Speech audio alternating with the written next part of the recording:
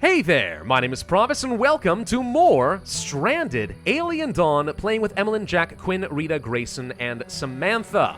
We're doing pretty good, honestly. Things are looking really solid for us. Most of my resource needs are being taken care of pretty efficiently. There are only a couple of big bottlenecks I'm running into right now. Electricity generation would be one of them. The other is actually manufacturing electronics, which I would need to even solve my electricity generation issue in the first place. For this purpose, we are currently trying to research some 3D printing with nanotubes over this direction, and then I can use that and a breakthrough technology to start printing out some electronics. That doesn't require much, if any, labor. It just sort of is going to happen automatically, and that's going to be great. Also with the nanotubes, I'll be able to start manufacturing the carbon wind turbines, which is just a more effective version of the windmills I've already got access to. They are twice as powerful in terms of what they can produce. Of course, that still depends on the wind actually, blowing, but that's beside the point. We'll get there. We'll be fine. Whoa, that's a big board. Hello, bone picker. Anyway. So yeah, everything's looking solid. Got a lot of meat that's starting to spoil though, so I do need to keep an eye on some of our food needs. That said, most of this is honestly looking pretty good. It's a good sign when all of our dried, long-lasting food is dying off and decaying before we even can eat it. It means I'm producing plenty of food in the meantime, so I don't even have to break into my emergency stores. I'll say that's pretty good. It would be nice to get myself a freezer at some point, but in lieu of that, I think we'll be a-okay. So I do need to continue some salvaging in some of these areas, try to get some more spaceship debris, find some extra goodies like some armor or some fuel or whatever else it's going to be. Mostly, though, what I care about are weapons and CPU cores and power cells. If we can find those, we'll be in a really good shape. In the meantime, though, we'll just go ahead and continue working on our research. 2 people researching at the same time. Although it should never be Rita. It's supposed to be Samantha doing that. But whatever. And otherwise, yeah, just keep building out the defenses. Keep getting bigger and better. Go on more expeditions. Explore. Fun stuff. Knowing that winter is about to hit us, I've tried to make a few upgrades to some walls here and there. So you can see we've got a lot more brick to work with right now, which should insulate at the very least the bedrooms a lot better than the rest of the building. So I'm hoping this is going to retain its heat a little bit easier and make sure we don't have to use up quite as much energy on my reverse heat pumps over here. Also changing out some windows for the metal variants. You can't open these. You can draw the blinds, but you can't open them. The result being you're not going to have any ventilation that gets through here, but you also don't have to worry about opening and closing it during certain seasons to prevent any heat from getting in or out. So I'm hoping that that's going to make things a little bit easier and I don't make a critical mistake and find that I'm running the AC with a window open. Because if you've ever done that in real life, it feels real bad, man. You don't want to look at your energy bill that month. Should be just about to finish. Yep, there's the nanotubes. All right, and with that done, now I can learn about the 3D printed components. I do think it's interesting, by the way, that this whole breakthrough thing obviously randomizes the game just a bit as far as what you're going to find. And where have we seen breakthroughs used as randomizing the game before? Maybe something like Surviving Mars? Oh wait, this game's made by the same people. I don't know, I'm just going to say, I kind of like that it's an RNG mechanic. Sometimes it really can make or break a run. I assume that's the same thing here in Stranded Alien Dawn, but I don't know, it's kind of cool that once in a while you'll run into something really lucky. So what does it take to make a 3D printer? 2 CPU cores, 5 electronics. Ouch. All right. Well worth it, though. If it helps me produce more electronics, well worth it. Another spaceship debris crash. All right, that's more expeditions for me. I feel like this is another good opportunity for Rita, so let's go ahead and send her off, see what we can find. What do we find over here? Look for some survivors, poses some risks. I'm going to take that risk, and we find Amir, whoever that is. Okay. Amir? I need to look that up. Hang on. I'm going to go with Amir. I think that's more correct. It's supposed to be an old Arabic name, I believe. All right, anyway, we're going to take this person with me. Amir, what do you have to offer me out of curiosity? Well, first off, you have agoraphobia. So, you're really happy when you're inside. That's good to know. You also love eating bread and relaxing in armchairs. You are a private investigator. Well, how's that going to work? You're an intellect person. Oh, good. More research. That's it? Okay. We will probably let you be mostly a researcher and take Quinn off of the job basically entirely at this point. And then beyond that, I think I'm just going to make you mostly a hauler or something. The problem with research is it kind of keeps you in one place, so hauling isn't exactly a job that goes well with it. That said, research makes a lot of sense since he wants to stay indoors all the time. And then probably crafting, actually, would make some sense. I know he doesn't have a ton of skill there, but it would keep him indoors. Yeah, and then maybe a backup cook if we really need him. But no physical activities or outdoor activities pretty much at all. Okay. So if Quinn's not going to be doing research pretty much anymore, some scavenging would work for what I need, and then maybe some additional crafting priority over here. So yeah, this isn't exactly what I was looking for, but I think it could have been a lot worse, and we can still move around our labor to kind of fit this guy in, and we should be more or less okay. All right, so yeah, 2 researchers going full-time here. It's not too bad. Really need to get somebody crafting this full-time, though. Hey, Grayson, I don't know what else you're working on. Wow, you really could use some better clothes, couldn't you? Yeah, forget the oils and stuff you're making. That's nice and all, but really not a high priority. Make electronics, dang it. All right, starting to get real cold again. I'm going to turn the heaters up. Oh, well, it's already targeting 24. It's not getting anywhere close to that. Let's set these guys to about 18 degrees or so. Try to get some of that heat spreading around. The heater over here is on, so that'll be consuming a bit. And I guess I'm okay with having a slightly higher target temperature in the bedrooms. Some people are starting to catch pneumonia. It's just way too cold, basically.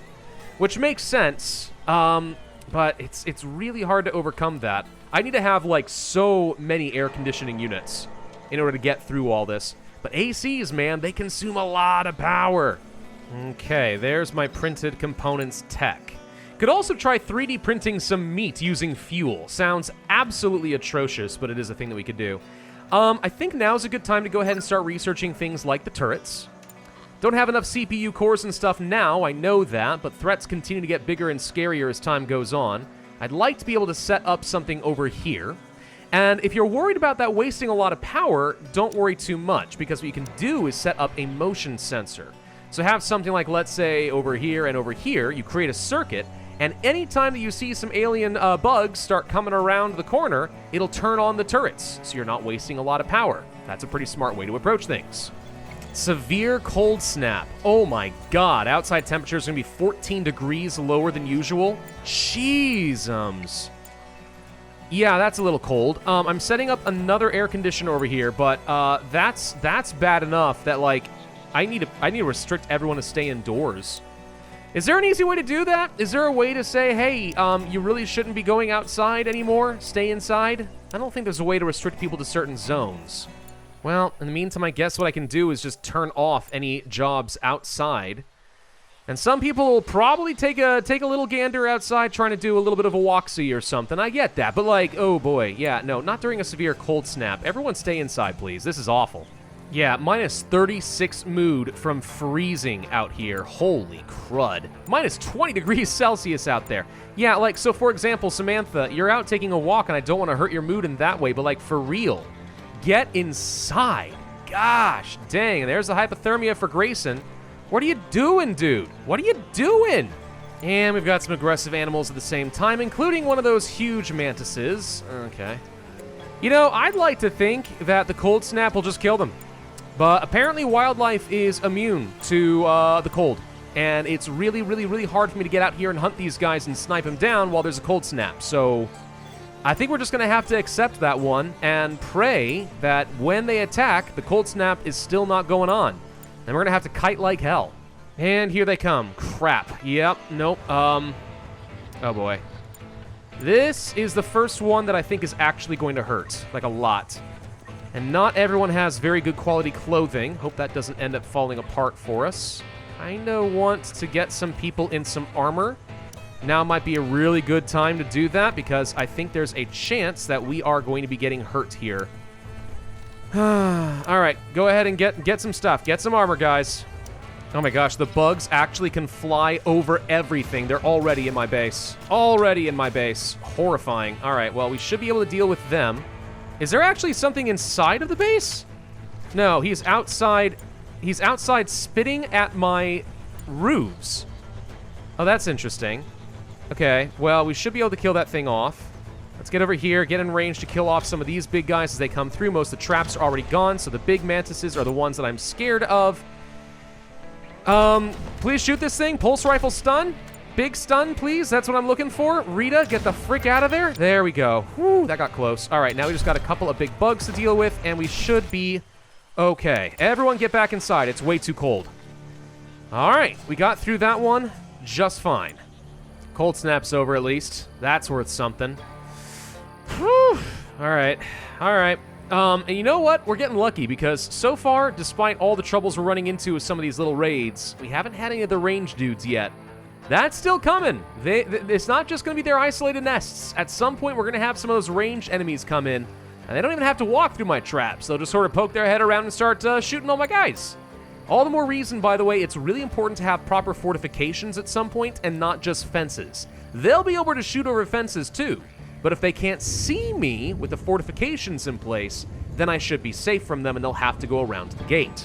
And here comes the 3D printer. Finally! Alright, so with this thing in place, carbon nanotubes are the default recipe. Takes fuel and metal alloys in order to make. We do need to get at least some just to start researching the upgrade to our windmills, so we'll go ahead and make that once. Then there's the printing over here for the electronic CPU cores and so on. So I'm going to say we want to do this until we have, let's say, 6 electronics, until we have 2 CPUs, and until we have 2 power cells. That's always the minimum to make sure that I can build whatever I want at some point. So I think this is going to be fine. And now that we have that, I feel like Grayson doesn't need to be focused exclusively on assemble for right now. Now we can actually start crafting some more coats and stuff. Because believe it or not, I actually started to run out again. Something I would like to build is a day-night sensor. And what I'm going to do with this thing, if I can get some more CPU cores together, is I'm going to hook up the sensor to at least a few items like the 3D printer, like the advanced research desks, and I'm going to have these things turned off whenever it's nighttime and I know nobody is working them. I don't know if they're draining power when they're not actively in use, but it really wouldn't surprise me, so I figure, okay, let's just go ahead and have a method of turning some stuff off when everyone else is asleep. We have managed to print out our first round of carbon nanotubes. It is now manufacturing some electronics, and it's doing so at a pretty fast rate, actually. Wow. Carbon rooms? We can start making stuff out of carbon fiber? Okay. Extremely good heat insulation properties. Interesting. Well, I'm going to go for the carbon wind turbines. I'm going to be going for some upgrades to laser pistols so I can start making some of those myself. Antibiotics, freezers, and maybe a laser pike? That might be a bit excessive, though. Let's go for some fortifications first. Okay, there's my day-night sensor. Let's see if this actually works. I'm going to set you to, let's say circuit 9. And then you will be set to circuit 9, and so will you guys. Okay. And we'll just see. We'll just see, come nighttime, does this have any noticeable impact on my battery charge? Maybe it does, maybe it doesn't. What is this? Hold on, a Tachyon Source? Wait a minute. Our sensors are reacting to bursts of Tachyon Radiation. I didn't even know that was going to be a thing. Right. Rita, guess what? You're going to be going on another little expedition. Although, wait a minute. Maybe not. Hang on. Wait. Science-y. This feels like a science-y thing that maybe Rita... Well, Rita's pretty good at intellectual stuff, right? Hang on, let me just double-check this. 5 is okay. That said, I feel like maybe cancel sending Rita. Send someone else who's really smart, like maybe Samantha. I think that is a better choice. Actually, call me crazy, but I think this might be slightly better. I don't know. The discharge isn't too far off from where I think it ought to be. Maybe this is making a difference, maybe it's not. Tachyon Source. Alright, what do we find here? Tachyon Radiation is being emitted from a broken terminal with an ancient ship of unknown origin. It's got an alien language on it? Holy frick, there are aliens, ladies and gentlemen! Aliens, I tell you! We have learned how to make our own antibiotics. Might make sense to give myself a couple of extra fermentation barrels. Let's say just a couple out over here for now. We'll have at least one of these dedicated just to making myself a fair bit of antibiotics. We have medicines on hand. Hopefully we don't need them, but as we discovered with things like pneumonia, we're going to want to have a way of getting rid of that. So we're just going to toss, what was it again? We're going to toss some grain and some dirt into a barrel. We're going to see what happens. Something I was trying to be clever on was using the day-night cycle to turn off lights when people are supposed to be in bed, but it doesn't quite work as nicely as you would think. People are still awake, you know, all the way up to, let's say it was about 1920, even though nighttime has fallen, and they're awake over here when it's still technically nighttime. These are day hours. So, like, this doesn't really work with lights, unfortunately. because people just start eating in darkness at the beginning of the day and the end of the day. So, no, we gotta take these off the control circuit. Dang, that was a good idea, too, but it just doesn't work. What I need is, like, some sort of a day-night cycle plus maybe a 1 or 2 hour of buffer once the signal changes. But I'm starting to think a little bit too much like oxygen not included. I can't expect that in this game. Whoa, we got some more aggressive animals. Manhunting glutches. We knew this day would come. The glutch has turned against me! It's good to know that any animal could apparently become manhunting. I don't think I'm feeling especially scared of these things, but we should definitely get rid of them before they become a threat. Oh, especially since I forgot to repair some more of my walls. Oh no, oh dear, oh no, no, no. But the good news is they're slow. I mean, they look kind of scary when they're galloping towards you like that, but at the end of the day, nah. Glutches aren't all that bad. That is a lot of free insect meat if I want it. Do you want to eat a man-hunting glutch? Is it like contracting any mad cow disease or something? I don't know. We could probably take that risk.